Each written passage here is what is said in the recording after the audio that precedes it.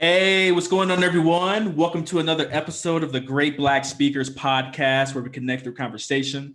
I'm your host, Lawrence Watkins. I am the founder and CEO of Great Black Speakers Bureau. I'm also the president and chief operating officer of the Black Business School.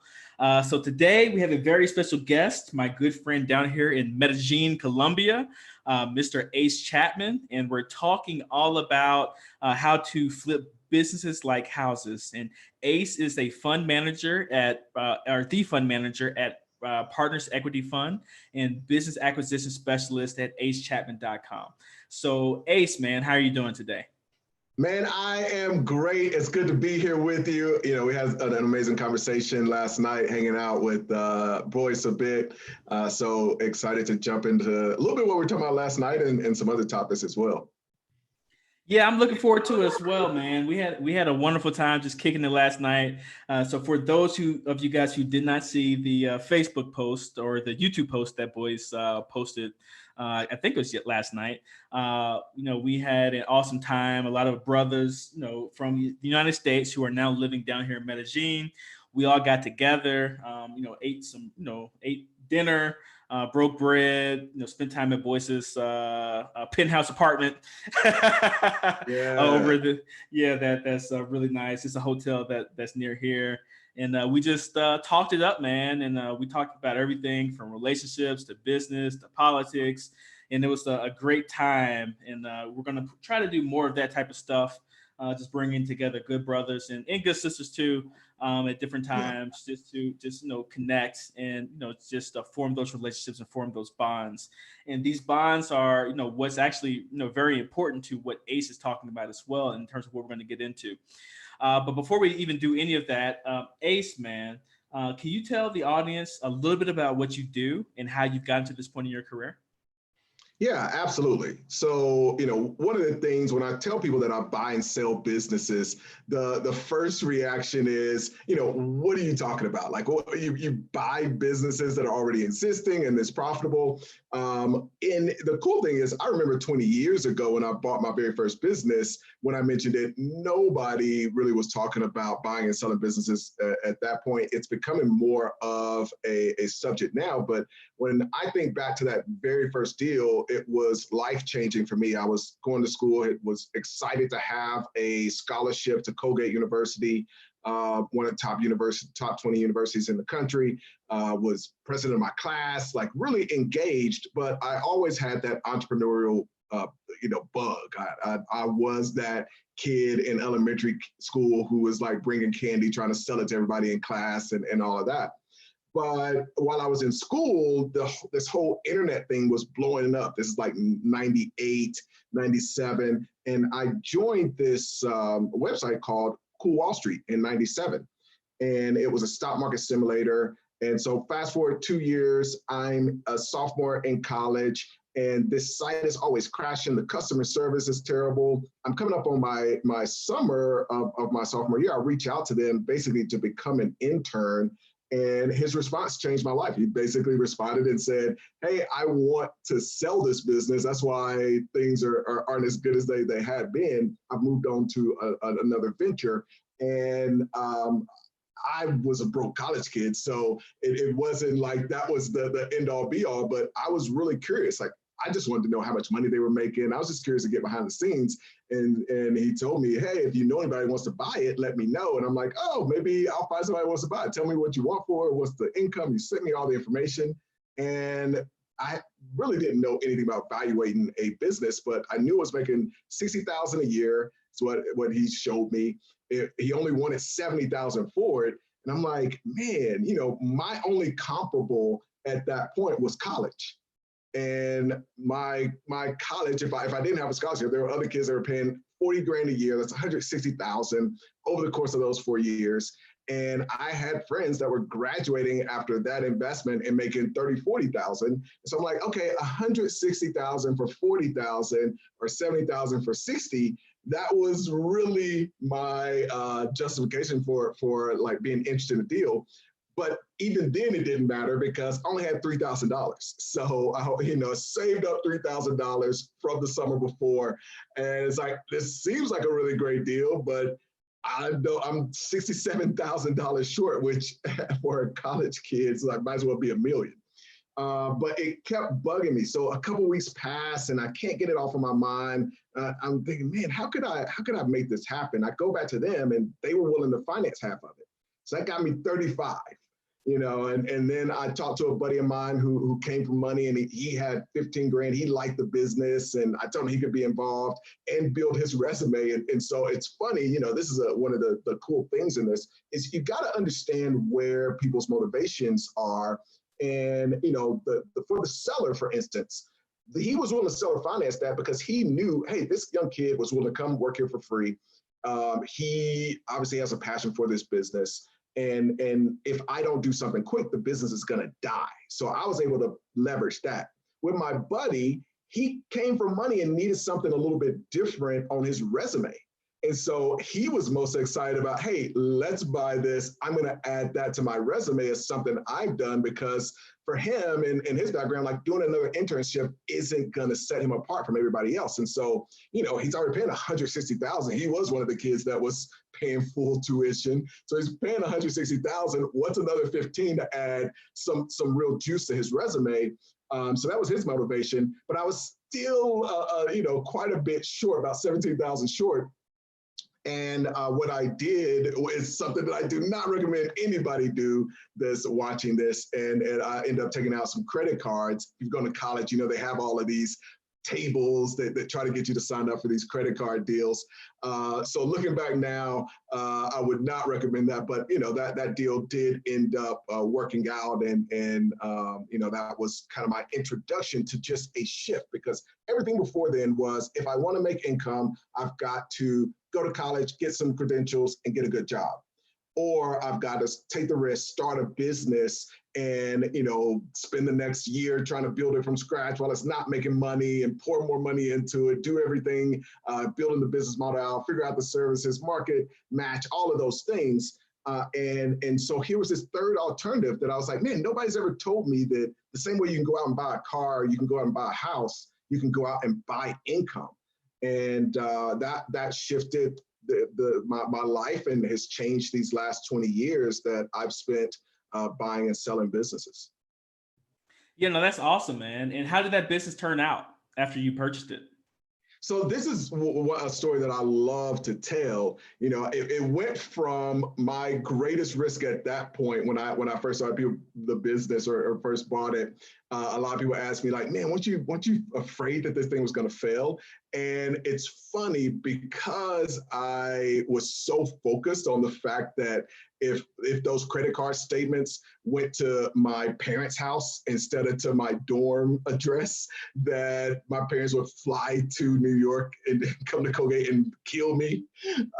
That was my biggest concern at that point. So I didn't even have enough room to be nervous about the business.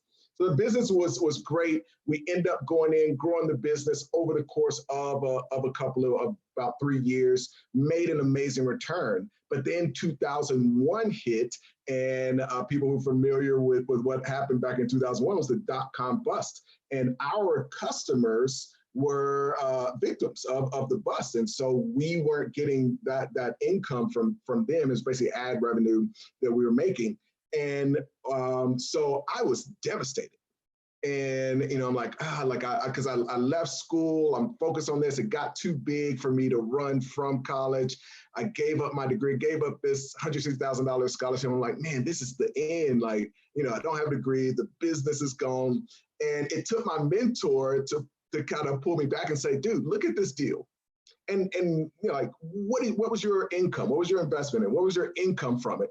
And when I looked at the whole thing over the course of those 3 years, that which was really $3,000 that I put into this thing had turned into $280,000 that I made over those 3 years. It's like, this is not a failure. And this is the problem that I think ends up happening to a lot of entrepreneurs is when you can buy something that is making money right now, day one, you start decreasing your risk. And so it's literally the opposite of being an entrepreneur, where day one, when you start, you're literally increasing your risk, even if it's just your time, because there's a huge opportunity cost to where you put your time. And as somebody who considers my time of my infinitely most valuable asset compared to any other asset, especially money, that's something that when you're not getting paid for it, you're making that investment, and so every day that investment gets more and more. And with a business, when you go and you acquire that, every day that income comes in, you're decreasing your risk in that deal. Yeah, and I want to talk more about that in a second. In regards to how does one go about finding what a type of business to buy. What type of numbers should they be looking at? I want to go into all of that here in one moment. But before I do, just as a reminder, I'm here with Ace Chapman. Ace is the fund manager at Partners Equity Fund and also a business acquisition specialist at acechapman.com. Today, we're talking about how to flip businesses like houses. So if you guys like this video, please show us some love by pressing the thumbs up button. As a matter of fact, on the count of 3, if everyone can press the thumbs up button and show us some love, that'd be awesome. So more and more people will be able to see this content. So 1, 2, 3. Go ahead and press the thumbs up button. Show us some love. We really appreciate you for doing that. So Ace, actually, I want to talk about this comparison between real estate and business and buying business. So, everyone is talking about buying real estate. We talk about it as one of the 3 pillars of wealth creation for the Black Business School, along with stock market investing and small business entrepreneurship. So those 3 things that we find to be the 3 pillars. But most of our classes and courses in the past have focused on starting something from scratch.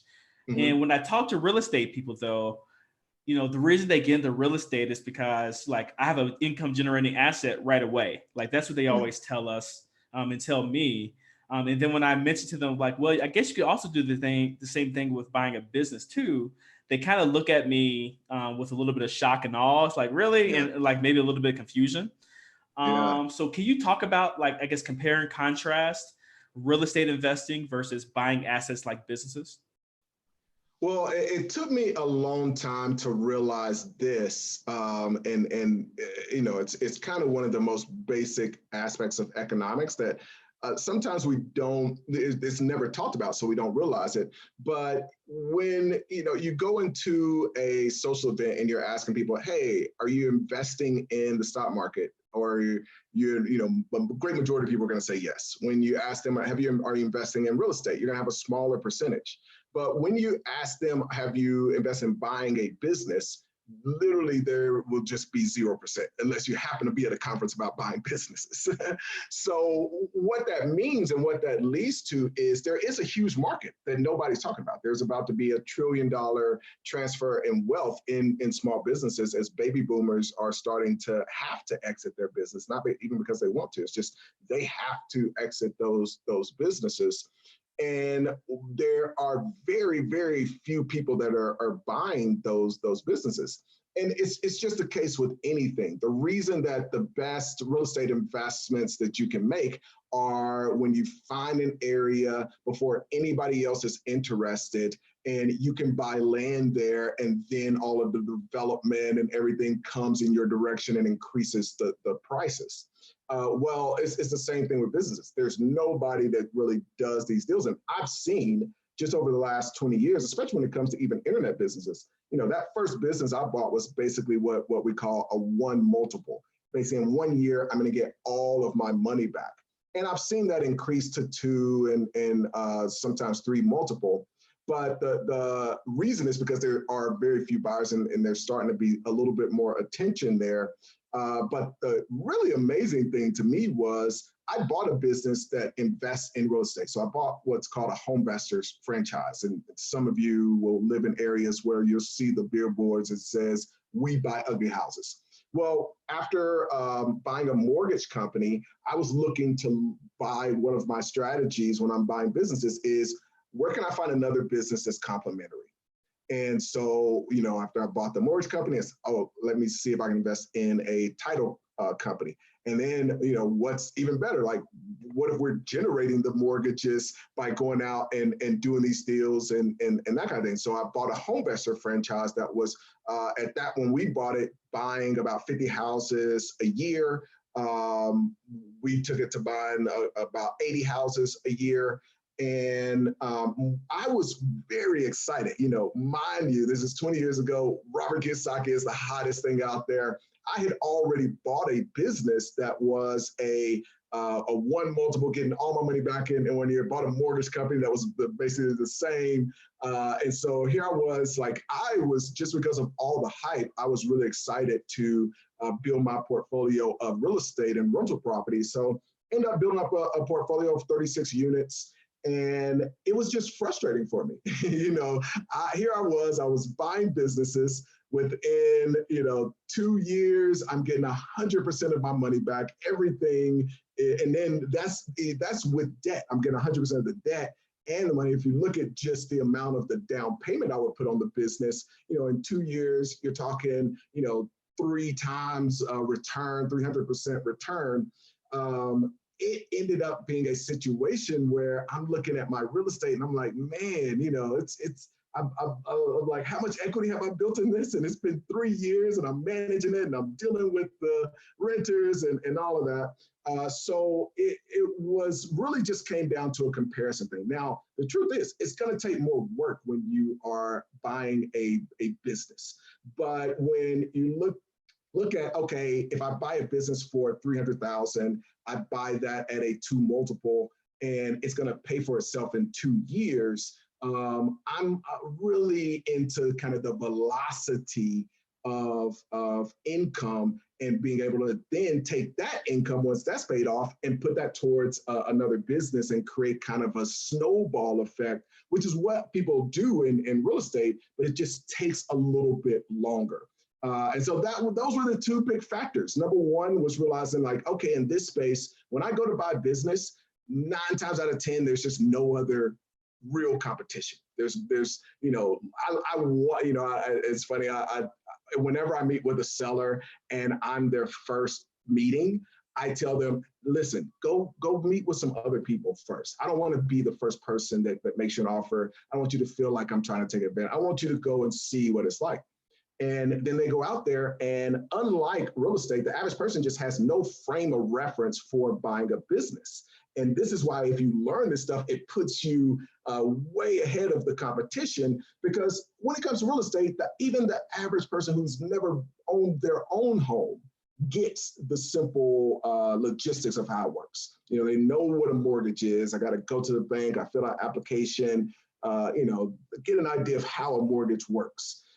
They know what an appraiser is. I'm going to pay the appraisal. He's going to tell me what the value is. I get that to the bank. Then what an inspector is. All these things, like, we have an uncle that bought a house. We've seen commercials. When it comes to buying a business, the average person has never been in any conversation. They don't have an uncle that's done it. They, don't know what the process is to be able to acquire it and all the specifics and what goes into it. And so when you understand this, and especially once you get into understanding some of the more advanced strategies, which even those have been exhausted with all of the gurus that are in real estate, when you get into being able to talk to a seller and tell them, like, listen, go talk to these other people first. And the other people come in and it becomes very obvious, like, okay, I don't trust this person to run my business. If I care about the employees, I don't want them to buy it. If I care about the business and my legacy, I don't want them to buy it. I'm certainly not going to offer them any seller financing or do anything like that. And I get people all the time, because we talk about some of the deals that we close pretty publicly and deal structures and that kind of thing. And I get people to ask me, how did you get them to finance that and do that? And it's hey, like, we know how to get them comfortable with doing a deal that's structured the way that we need them to structure it. But yeah, there's so little competition. The competition is so bad that I want, the last thing that a real estate guy wants is, hey, go talk to 10 other real estate investors before you come back to me. And that's the thing I ask for. Got you. That's interesting, because I was going to ask about that. And I think that you answered it, and this may be the complete answer. why can a business sell for a multiple of 2? And when we say multiple, everyone, I assume you're meaning multiple off of revenue, right? So if a business is, or are you meaning multiple off of the sell price? Which one are you talking about? Multiple of the cash flow. So Of the even cash flow, yeah. instead of revenue, it's actual net. And typically for businesses under $5 million, it's going to be based off of the net income. There are, as you get larger, which is, some people ask, like, why do you like doing the small deals? And I've really stayed focused, even with our most recent fund, where we raised 8 figures. In that fund, I was very clear, we're going to focus on these small deals because there's so little competition, and we're able to buy them at a multiple of the net income. As opposed to it being based off revenue or anything. Got you. So if the net income was $150,000 or something, and it's a 2x multiple, that means 150,000 times 2 equals 300,000. So the sell price, would be around 300,000 for a 2x multiple. Is that right? Exactly. And we have had one deal that's been above 3. So typically, and that's out of in the last year, we've closed 14 deals. And so, yeah, we had one that was basically 3.25, but most of them are going to be below 3. Got you. So I think that you explained it, but let's make sure I didn't miss anything. The reason you are able to get these low multiples is because of the competition. So the market isn't, I guess information asymmetry, I guess, right? Or whatever, like there's not a lot of competition out there. It's not as transparent, let's call it, or as, concrete as like the housing market, something like that. So because of those types of things, you are able to get it at a lower price. Because with your skill set and the systems that you have put into place, that you will be able to actually excel and grow that business. Is that correct? Exactly. Part of it is just simple supply and demand. There's a lot of supply. There's nobody that's coming in and doing those deals. The other part, second thing that I would probably say is like a bullet point in that is, you want to get a deal that's not on the market. This is unlike real estate. Number one, sellers don't advertise. That's why you don't see a sign up in front of a business that says this is for sale. So you got to know how and where to find these deals and do those. So there are other things, but those will be kind of the top 2 as to why they sell that way. So if actually before that, for people who are just coming in, I'm here with Ace Chapman. Ace is the fund manager at Partners Equity Fund and business acquisition specialist at acechapman.com. And today we're talking about how to flip businesses like houses. We're really talking, another word that you could use for what we're talking about is called micro private equity. So micro PE, but I think people like the flipping business language a little bit better. So we decided to go with that. But if you like this content, please go ahead and press the thumbs up button. Please show us some love so that Google's algorithm shows us some love as well. Please make sure that you share this video and subscribe to our YouTube channel if you would like to see more interviews like the one I'm doing today with Ace. So Ace, an analogy for you. I want you to complete this analogy like we're doing the SAT or something. Okay. Yeah. If real estate, or if location is to real estate, what is that same thing to businesses, buying businesses? Deal structuring. And here's why. I was very, very fortunate. I was wandering my way through this stuff, just figuring it out. The first thing with my first deal was just the realization of, wow, the same way that we go out and we can finance a car and buy it, the same way that we buy a house, you can also just go buy income. That was my first paradigm shift. And then I got into the second deals and realized, okay, like this could really be a career, buying and selling businesses, especially when I compared it to real estate. It's like, all right, this could be a thing. I just had no examples where somebody was flipping small businesses or buying and growing small businesses. and was just really fortunate to have a buddy who's like, man, there's this guy named Mike. He does some stuff. I think it's similar to you, and y'all should meet. And so one day I'm at a foundation event, basically a nonprofit event, and I run into him. I'm like, man, my buddy's been telling me we should meet. Like, tell me what you do. And he tells me I flip hospitals. I'm like, what? That was still mind blown for me. Like, people do that. Like, but he had an amazing story, had a lot of experience. He's the person that kind of brought me back from the brink of just like, I will, once that business went down, I didn't look at it as I turned $3,000 into 280. I looked at it as this business failed. I dropped out of college. Everything is over because I didn't know that was a thing. But the other thing that we had a lot of amazing. I had a lot of amazing lessons from him. But one of those things initially was when you're looking at a deal, it's all about deal structure, like literally all about deal structure. And he talked about, if you can get complete control of deal structure and you can buy $100 million business, but the guy wants you to pay $1 billion. That can be a great deal if you tell him, I'll pay the $1 billion, but I want complete control over deal structure.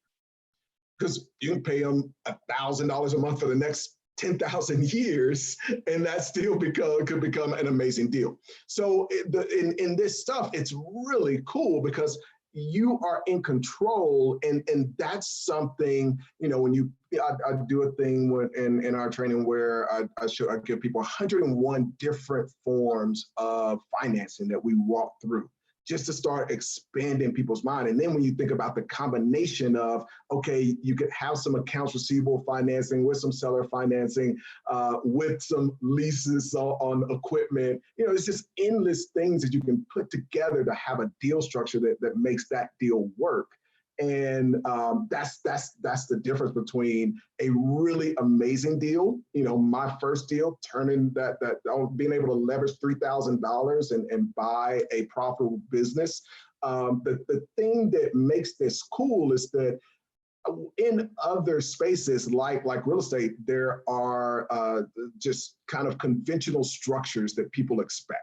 They expect to have a mortgage, and there are all these things, and so it's a set thing. The thing I love about this is that there's kind of this artistry to it. There's kind of this creative point where there's just no limit. I love the fact, one of my clients that I was talking to last week, he put together a deal that basically was almost like licensing, where he took over this business, and it was something I've never done, and so. The sky's the limit, and so that's why I say the deal structuring, creativity when it comes to deal structuring is the location for buying and selling businesses. Got you. Yeah, and okay, deal structure. And I want to talk about, I guess, the next piece of that. So I assume in regards to, I guess, levers for profitability and scale, right? And then after that, I want to get into how does one go about finding these businesses. Watara asked that question in the chat, so thank you for asking that question. We'll get to it here in one moment. So I know I guess a few minutes ago you talked about you did 18 deals in 2019. Is that correct? 14 or 2014. No, 14 deals. Oh, 14 deals. Okay, gotcha. There we go. 14 deals in 2019. Yes. That is a lot of deals and a lot of businesses. Yeah. Right? Yeah. And I want to know, how do you make sure that you're getting the profitability improvements out of those deals? And then also, I want to talk about, I guess, scaling with these micro private equity deals, these micro businesses, right? Because I liken it to, let's say, a big movie studio. You have a movie like Friday, with Ice Cube and Chris Tucker, in the early days where it probably cost a couple $1 million to make, versus something where it costs a couple $1 million to make, but you might make 100% ROI, return on investment. So you put in $2 million, you might make $2 million in profit, versus something, let's say like an Avengers movie, or Black Panther or something like that, where it may have cost hundreds of millions of dollars to make, but your ROI, or a Batman movie, your ROI may be less in terms of return on investment, but your net profit in general may be just so much higher because you swung for the fences. You either hit it or you missed it, right? So, with micro private equity, it seems like you're hitting a lot of singles, But if you hit a lot of those singles, enough of those singles, you're still going to win the batting title. And I know I'm mixing so many analogies in this story, but yeah.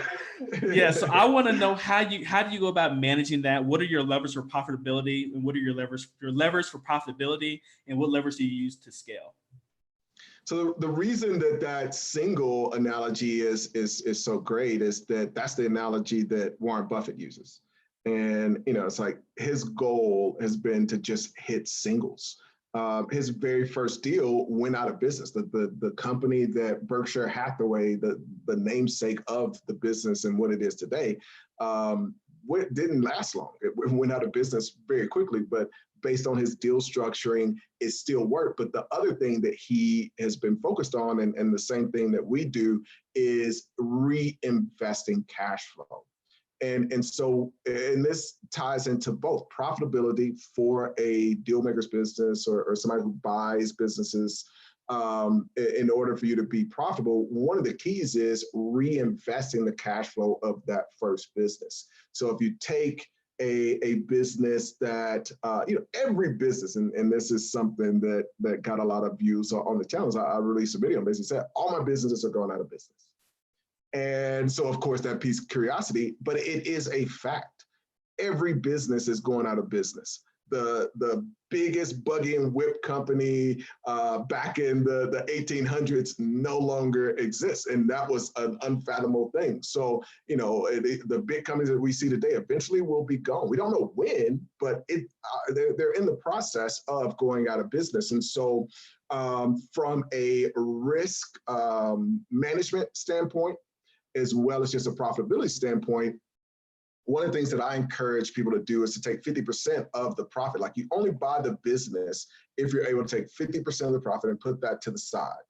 And, once you have enough stacked up there, you put a down payment on another business. And preferably it's a light business. And again, a lot of this I kind of bumped into, but, I realized, like, hey, not only when I have the mortgage company and the real estate company, do both of them work to grow, but I now have more cash flow to put into a third deal that can help all three to grow. And so, we do that with internet businesses. One of the deals we were talking about last night is a hotel business we bought called Open Rooms, and we bought an airfare business. And the hotel business had 1 million people on the email list. The other one had 600,000. Now we're able to cross promote those and instantly grow both. And so not only it's kind of this twofold thing where you're increasing profitability by buying synergistic businesses that instantly, it's not like, oh, and this is where this is tough for entrepreneurs, because entrepreneurs have a tendency to have a dreamer's mentality and to have something that's really valuable, which is, I can see potential. I don't invest in potential. I don't buy potential. I want to buy cash flow that's making money right now. And I want to see immediately that tomorrow I can send an email to those 1 million people for this new business we just bought. And that ties in. And it's not just like, oh, in a year we'll be able to do this, 2 years we'll be able to do that. It's immediately we get that benefit. And one of the concepts we were talking about that we've been implementing very heavily lately is this idea that everybody's really focused on paying Facebook for ads or paying Instagram for ads or trying to convince an influencer to promote their stuff and pay them. And what we want to do is go and find a business that's making money, that has the audience that we want, buy that business, and then get paid to have access to that audience, in addition to using our other businesses to grow that business. So that's the profitability aspect. And then the other thing that you're doing is creating this snowball effect, that's kind of the financial aspect of this and scalability aspect, where you're investing some of the cash flow and buying more businesses, and it creates a really amazing problem. I was at the Berkshire Hathaway meeting earlier this year, and the thing that kept coming up that was like a very stressed, like, written problem was the fact that they have $100 billion and there's nowhere that they can invest it. There's so much money that's coming in. Like, not just like we got 100 billion, it's like more billions are coming while they're trying to get that reinvested. And if I can give as many of your viewers that problem as possible, that's what I want to create. And a little bit, you know, I'm a miniature version of that problem, which is, you know, it's like I closed 14 deals, but it wasn't just like, oh, I want to buy more business. It's like, okay, you know, this amount is coming in. Like, I got to get that put into more deals. Got you. Yeah, man, there's so many questions that I want to ask. I see your questions coming in. Quite a few people are asking questions in the chat, Ace, as well. So you know what? I'm going to take the last few minutes and we're just going to answer some of these questions. Cool. Because I know you have to get out of here for your next meeting. Yeah, but before I do, everybody, just please go ahead and press the thumbs up button. I'm here with Ace Chapman. Ace is the fund manager at Partners Equity Fund and business acquisition specialist at acechapman.com. And today we're talking about how to flip businesses like houses. So please go ahead and show us some love as well. All right, Ace. So there's 3 questions that I want to be answered. So the first, and I think a lot of people are having this question, is how do you go about finding these deals? Yeah, that's a great question because, like I mentioned, you know, the best deal for anything, it's not even just businesses. The best deal for anything is never going to be advertised. When a guy's in a pinch and he's got a Rolls Royce and it's $300,000 Rolls Royce, but he's got a $50,000 emergency, it's like, hey, I'm about to sell this car for $50,000. Doesn't need to put it on Craigslist and, you know, make a YouTube ad and, you know, send out on Facebook. The first thing he's going to do is he's going to reach out to maybe his trusted advisors or a couple of his friends. And so we want to be in those places for the businesses because the very best deals are when somebody does want to sell and want to sell quickly. Maybe it is that, you know, they have that health scare that makes them realize, hey, I don't want to waste another day in this business. Or maybe there's something that they don't want to invest. You know, some of our amazing deals have been when somebody realized like, hey, like in order for me to grow this business, I need to kind of re-up. And as entrepreneurs, you know, the person that spent those 10 years pouring in time, money, you know, away from their kids, away from their family. And then it gets to a point, it's like, okay, if you want to go to the next level, you want to be able to keep up with competition or your competitor just did that. In order for you to do it, you got to double down on time and money. They realize, hey, I need to get out of this. And so we want to be in those places. And so I'll give you kind of the top 3. Number 1 is just telling people what you do. The cool thing, one of the awesome aspects of what I talked about at the beginning of this recording was nobody else does this. And so when you tell somebody that you flip businesses or you tell somebody you're looking for businesses to buy, you take up a little bit of their psychic RAM that nobody else is in. And this is unlike real estate investors because as soon as there's no novelty to saying, oh, like I buy real estate and they're like, okay, I know my cousin does that. You know, I know 50 people that do that. It's just like, okay, you're in there with all these people. Or, you know, you're investing in the stock market and, you know, just you go in with everybody else. When you say this, like you literally and I have had it so many times where I mentioned that I buy businesses, you know, 3 years ago, somebody reaches out to me on YouTube or Facebook or whatever, like, hey, I was talking to a friend of mine, Diane, and she said you mentioned a few years ago you bought businesses and I want to sell mine. So that's what ends up happening. And a couple other places, accountants would be another one that you build relationships, like let accountants know, because the first person that they go to typically is their accountant. And it is funny, accountants do a lot of these deals.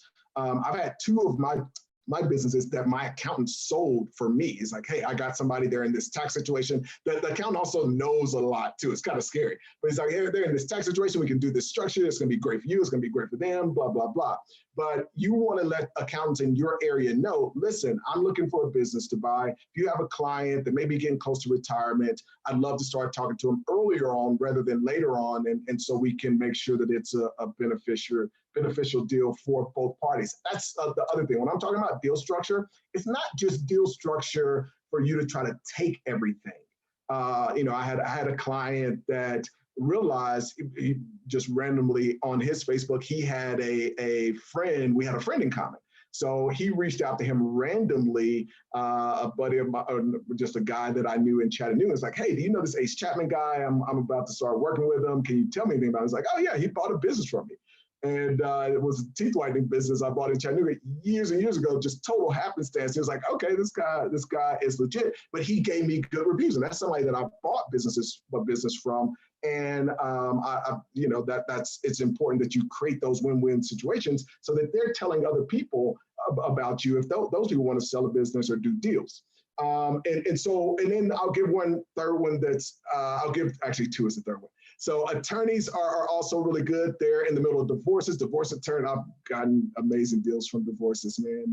The divorces will be a deal maker's dream. And bankers, because bankers, they get that person, they've gotten an equipment loan, they get into trouble, blah, blah, blah. You want to be their first call. So there are a ton of these that we go through, but those are, I slipped 4 instead of 3 in there. Got you. No, I love it. I love it. And I'm sure the audience loves it too. I think we have time for one more question because I want to be respectful of your time as well. There's 2 questions that I have, but one is really my question, and we'll just save that for a later date, a later time. Who is running? One more thing. I think it was Tally Fun Times with Vanessa who asked a question. Unfortunately, we won't be able to answer that question. Is it best to try your business at home? Oh, yeah. So if we may be able to get to that, Vanessa. If not, I apologize. But we're actually I guess it's a good time to pub this up. We're going to be doing a special master lecture with Ace next month.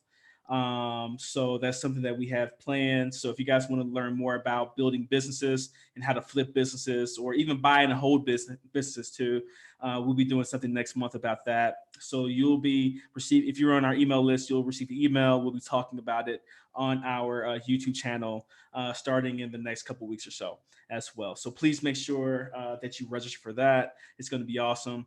It's going to be the 4th one of this particular series. We've done one on government contracting. We've done one on credit. We did one last night on how to get into the hotel industry, the hotel game. And then Ace will be a little later on next month as well. But Ace, so the last question for today is, who is actually running these businesses? Yeah, so today my structure is a little complicated. I'll talk about what I did initially because that may be interesting, folks. But then I'll mention at the end of that kind of what my structure is now. So initially, every time I bought a business, I was always looking for talent.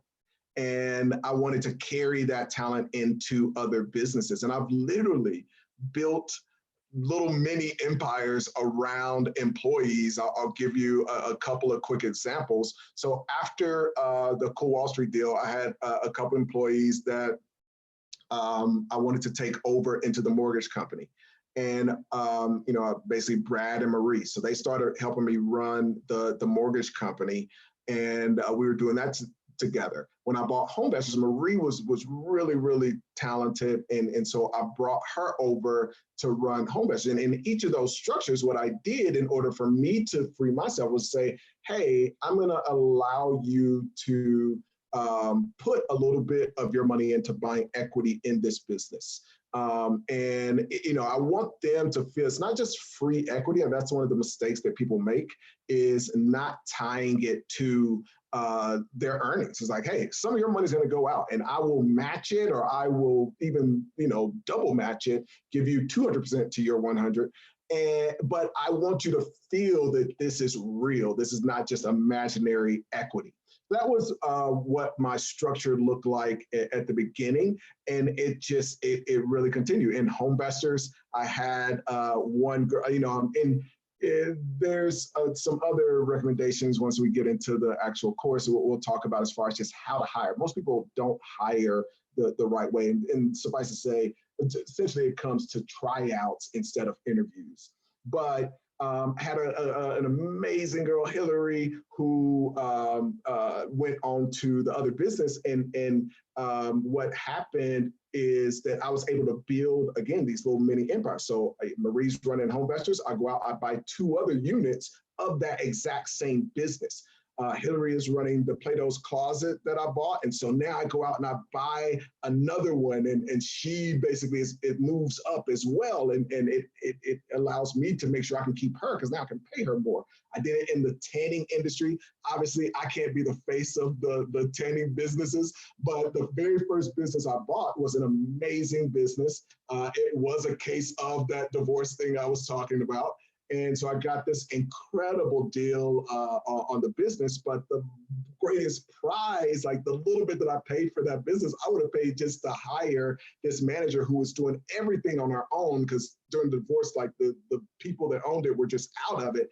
And so she was doing everything, and I came in, gave her support. She loved just having an owner that cared about her, cared about the business. She loved this business like it was her own. And then I told her, hey, let's go buy some other of these things. We ended up doing more than Home Investors and Plato's. We ended up buying 6 other units. She, was absolutely incredible. And the cool thing was we could, again, buy deals that were complementary. So her thing was operations. Like, she was amazing at operations, and her knowledge of the lotions and the tanning and the chemistry behind it and all this stuff, what bed you should do.